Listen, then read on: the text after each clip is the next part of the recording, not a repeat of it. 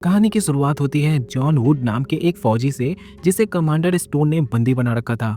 असल में जॉन ने अपने सीनियर ऑफिसर्स के ऑर्डर को ना मानते हुए गांव के कुछ लोगों को आजाद कर दिया था। इसलिए कमांडर स्टोन ने जॉन की पत्नी इमिलिया को बंदी बना लिया था, ताकि जॉन उसे गांव वालों का पता बताने के लिए मजबूर हो जाए।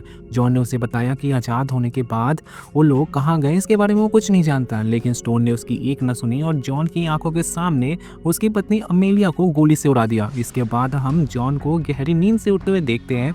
अब उसके पत्नी को मरे हुए 3 साल हो चुके थे, लेकिन उसकी मौत का वो सदमा आज भी उसके दिल में जिंदा था।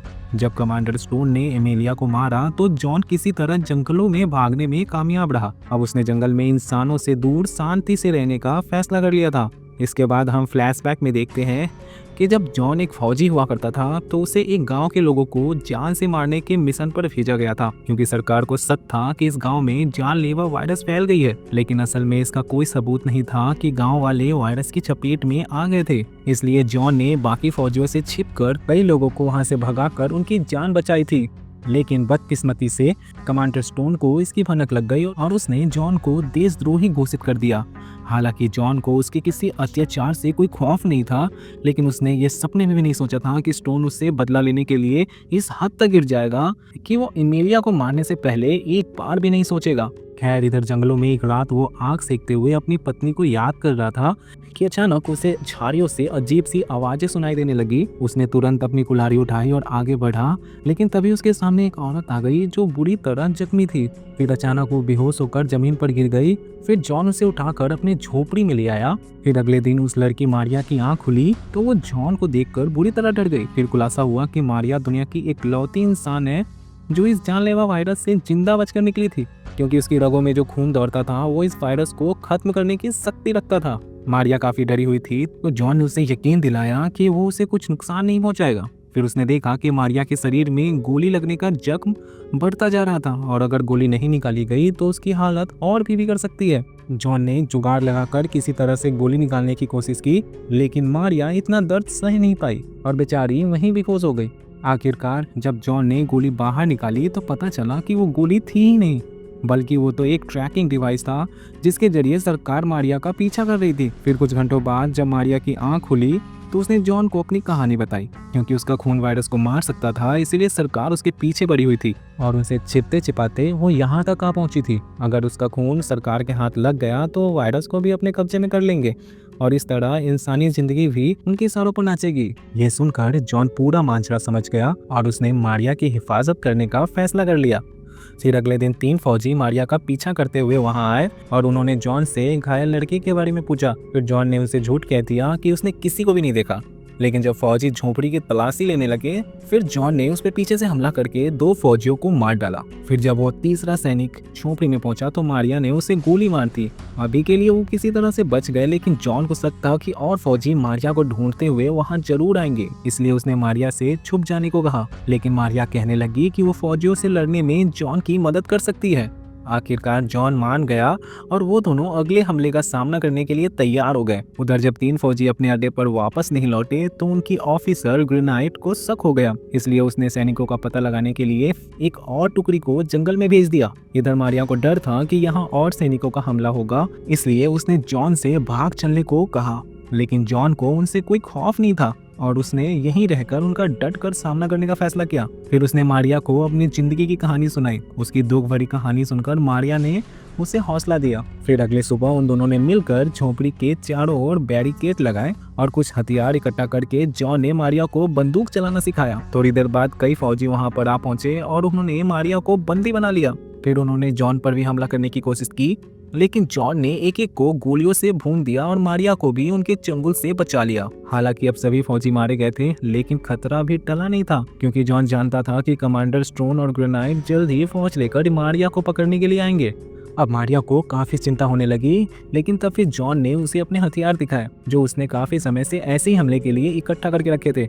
इससे मारिया में भी जोश आ गया और उन दोनों ने अगले हमले के लिए सारे हथियार को तैयार कर लिए। फिर अगले दिन मारिया नदी किनारे फौजियों के लिए शिकार बनकर बैठ गई ताकि वो कमांडर स्टोन की फौज की ध्यान भटका सके।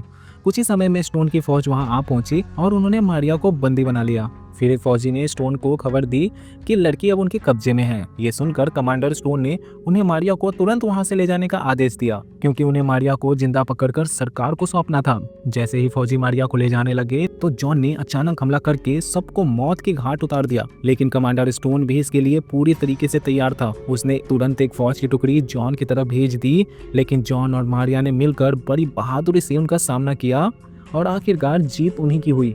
उधर जब स्टोन को यह खबर मिली कि जॉन ने उनकी 2 टुकड़ियों को खत्म कर दिया है, तो उसने ग्रेनाइट से एक और टुकड़ी को भेजने को कहा। फिर जैसे ही अगली टुकड़ी जॉन की झोपड़ी तक पहुंची तो उन्हें वहां एक खुफिया सुरंग मिली जो एक जमाने में गैस भेजने के काम आती थी, और वो सुरंग तो सीधा फौज की अड्डे तक जाती थी। सैनिकों ने तुरंत इसकी खबर कमांडर स्टोन को दी और उसने सुरंग के अंत पर अपने फौजी को तैनात कर दिए, और अगर जॉन और मारिया सुरंग से भागे तो स्टोन उन्हें वहीं दबोच सके।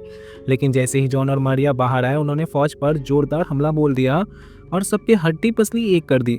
अब ग्रेनाइट के पास और कोई चारा नहीं था, इसलिए उसने खुद अपनी आखिरी बची टुकड़ी के साथ आकर मारिया को पकड़ने और जॉन को खत्म करने का फैसला किया। उधर कमांडर स्टोन सुरंग के अंत पर निगरानी रखने के लिए रुक गया।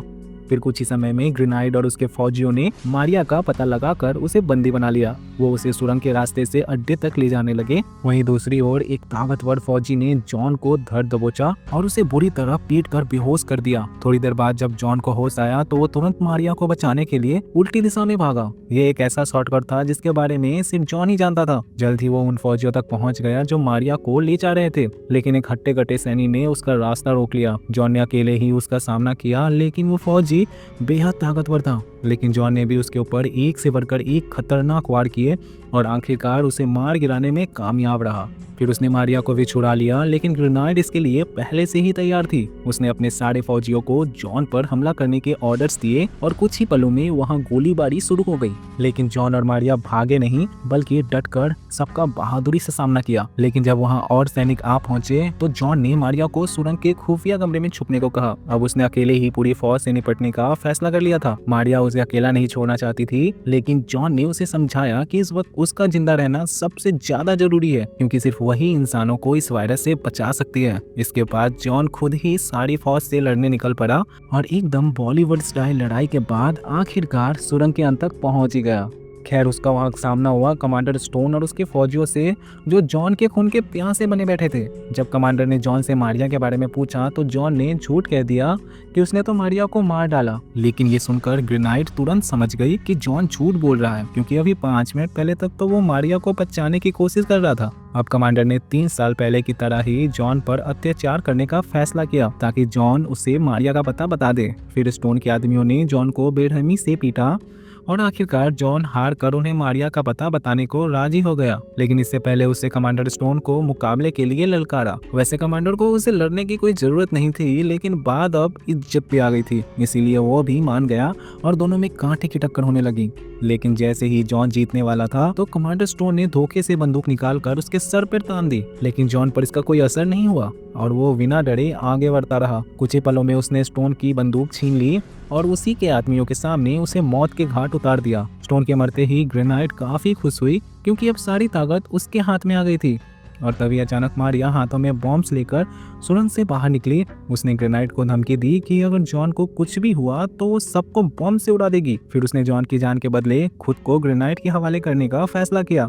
यह सुनकर ग्रेनाइट भी तुरंत राजी हो गई, क्योंकि उसे मारिया को जिंदा पकड़ना था। आखिरकार ग्रेनाइट और उसके फौजी मारिया को पकड़ के ले गए और जॉन शांत खड़ा ये सब देखता रहा। वो समझ गया था कि वो अकेला बिना हथियारों के इतने सैनिकों का मुकाबला नहीं कर सकता, और अगर उसे मारिया को बचाना है तो उसे कोई और तरीका ढूंढना होगा। और इसी के साथ यहाँ ये फिल्म खत्म हो जाती है। अगर वीडियो पसंद आई हो तो वीडियो को लाइक करना और इस चैनल को सब्सक्राइब करना और कमेंट करके अपना ओपिनियन जरूर बताना। Thank you for watching.